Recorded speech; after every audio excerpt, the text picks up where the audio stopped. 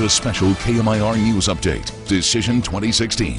Brought to you by General Air Conditioning and Plumbing and the law offices of Jeffrey A. Weaver.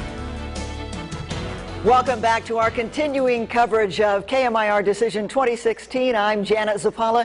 The numbers are coming in with nearly 20% of the precincts reporting right now, actually 28.5. It keeps going up very quickly here, a very fluid situation. You can see there Raul Ruiz doing very well, the incumbent for the congressional district in the 36th district. You've got the U.S. Senate, no surprise there, Kamala Harris, 67.4% to... She was well projected to win that. Hank Plant, yes, you told us that, absolutely. The Assembly District, Chad Mayes doing very well, the incumbent there, Hank. And this is significant because Chad Mayes is the Assembly Republican leader. He's one of the big five.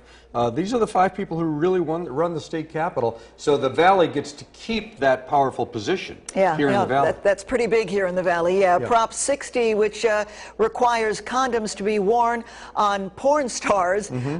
Yes votes still lagging behind the no votes, so we'll keep you posted on that as well. Prop 61, the state prescription pricing. What does that mean for people? Does that mean if they vote no, then the prices won't go up? What does that mean exactly? This would have limited what the state can pay for prescription drugs. Right. But Big Pharma spent $109 million to defeat it, and they're getting their money's worth on that. Yep, absolutely. Of course, there's only 18% of the vote in now on this. So, right. Prop 62, look at this, still lagging behind the no. Yeah, so far the voters do not want to repeal the death penalty. All right, well, we'll see. Prop 66, the death penalty procedures to expedite the appeals process. Right, and this is if people wanted to keep the death penalty but shorten the appeal process. Right. That's passing, but as you reported earlier, Jan, whichever one of those two death penalty propositions 62 or 66. Yeah, whichever one gets the most votes is going to win. That one will prevail, and this one has been interesting, sort of controversial. Really legalizing marijuana for recreational use. Yeah, and that was expected to pass.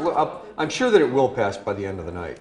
All right, you know what, we're going to look at some more local races. Our Dan Ball in the newsroom now with more on that. Dan. Hey, Janet and Hank, we've got some results here. Again, anywhere from 10 to about 30% of the precincts reporting in these local council races. So I want to go through a few if we can.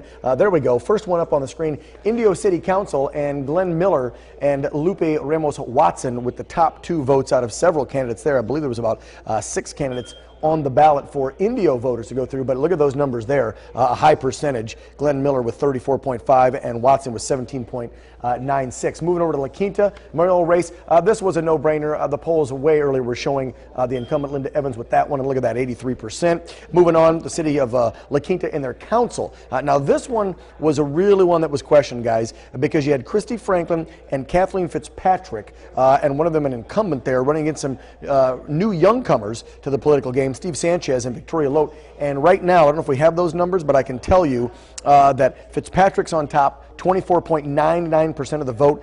Franklin with 23.9, followed up by Sanchez with 19.5, and Victoria had 17.7. Again, only 2 seats available there. Palm Desert City Council.